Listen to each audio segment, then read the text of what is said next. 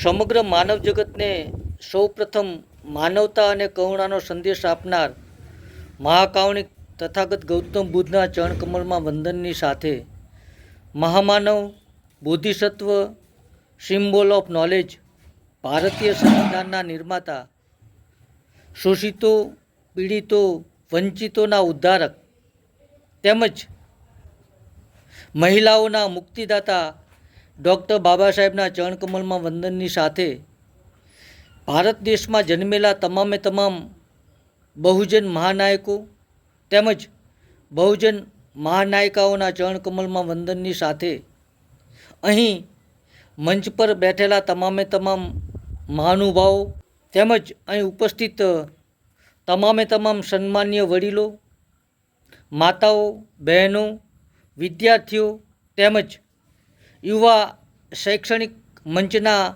આયોજકોને હું ચંદ્રપાલ બૌદ્ધ કરુણામૂર્તિ બુદ્ધ વિહાર મૈત્રીપૂર્ણ હૃદય જય ભીમ નમો બુદ્ધાય કહું છું. આજે તારીખ 23/5/2026ના રોજ ખાખરાળા મુકામે જે મૂળી તાલુકામાં આવેલું છે એ ગામે યુવા શૈક્ષણિક મંચ દ્વારા વિદ્યાર્થીનો સન્માન સમારોહ યોજાયેલો છે. એમાં આપ સૌનું હું સ્વાગત કરું છું, અભિવાદન કરું છું.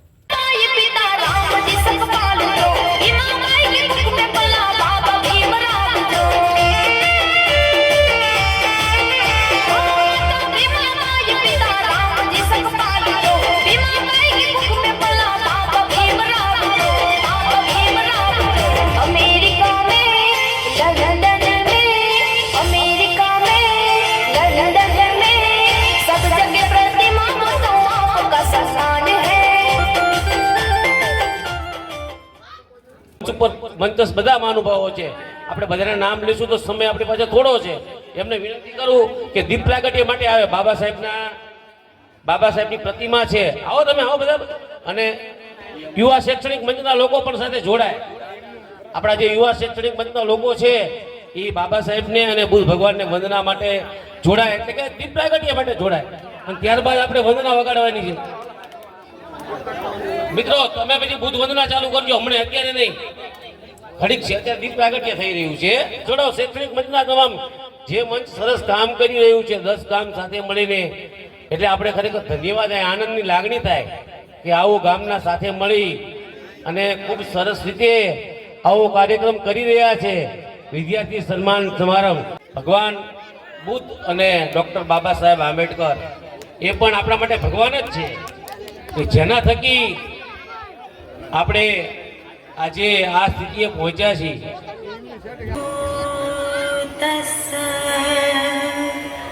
ભગવતો અરહતો સમ્મા સંબુદ્ધસ્સ નમો તસ્સ ભગવતો અરહતો સમ્મા સંબુદ્ધસ્સ બુદ્ધં શરણં ગચ્છામિ ધમ્મં શરણં ગચ્છામિ સંઘં શરણં ગચ્છામિ. હવે આપણે ચંદ્રમણી બૌદ્ધ જે આપણી વચ્ચે છે તો એમને પોતાનો વિચાર આપશે.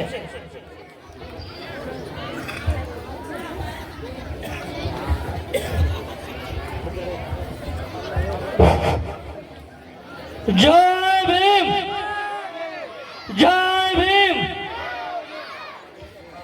મહાકારુણિક તથાગત ગૌતમ બુદ્ધ એમના ચરણકમળમાં વંદનની સાથે મહામાનવ બોધિસત્વ સિમ્બોલ ઓફ નોલેજ ભારતીય સંવિધાનના નિર્માતા શોષિતો પીડિતો વંચિતોના મસીહા અને મહિલાઓના ઉદ્ધારક ડૉક્ટર બાબા સાહેબના વંદનની સાથે સાથે ભારત દેશમાં જન્મેલા તમામે તમામ બહુજન મહાનાયકો અને બહુજન મહાનાયિકાઓના ચરણ કમળમાં વંદનની સાથે અહીં મંચસ્થ તમામે તમામ મહાનુભાવો તેમજ યુવા શૈક્ષણિક મંચના આયોજકોને મૈત્રીપૂર્ણ હૃદય જય ભીમ નમો બુદ્ધાય.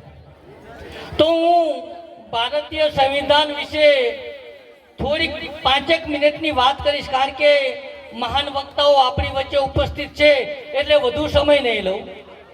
तुम्हें कभी फुर्सत मिले, तुम्हें कभी फुर्सत मिले तो मुझे पढ़ना जरूर, तुम्हें कभी फुर्सत मिले तो मुझे पढ़ना जरूर.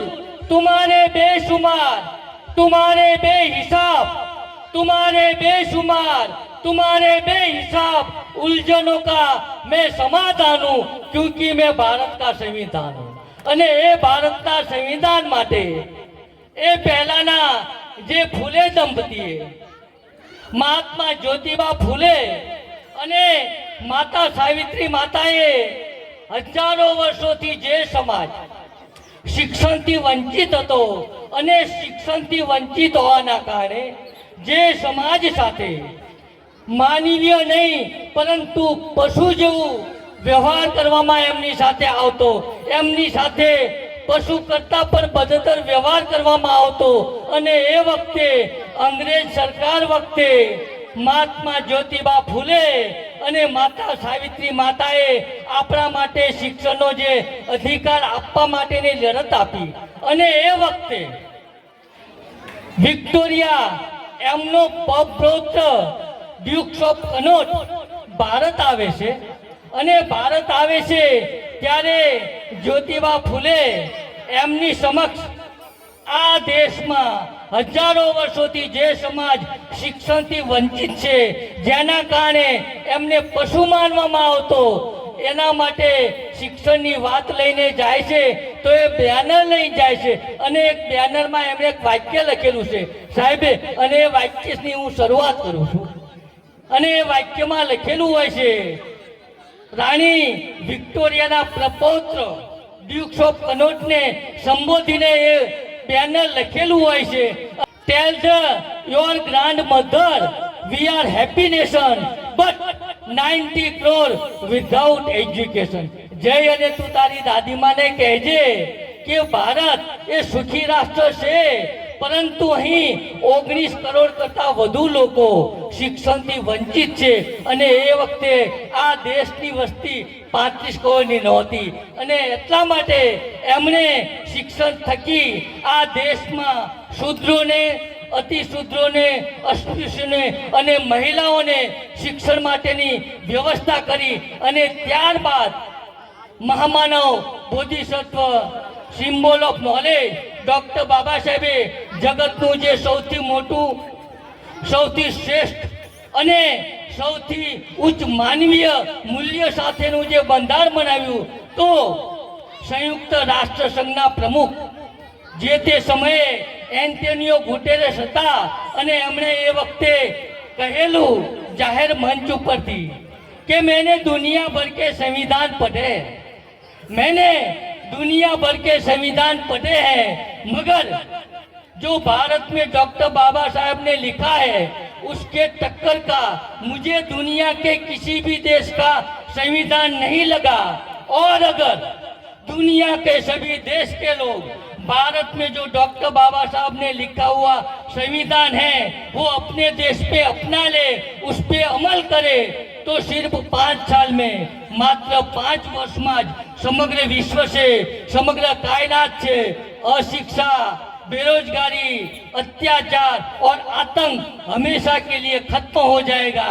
અને આવું ઉત્તમ સંવિધાન જેમણે આપેલું એ મહામાનવને વંદનની સાથે મારી વાતને વિરામ આપું છું. આપ સૌને મૈત્રીપૂર્ણ હૃદય જય ભીમ નમો બુદ્ધાય.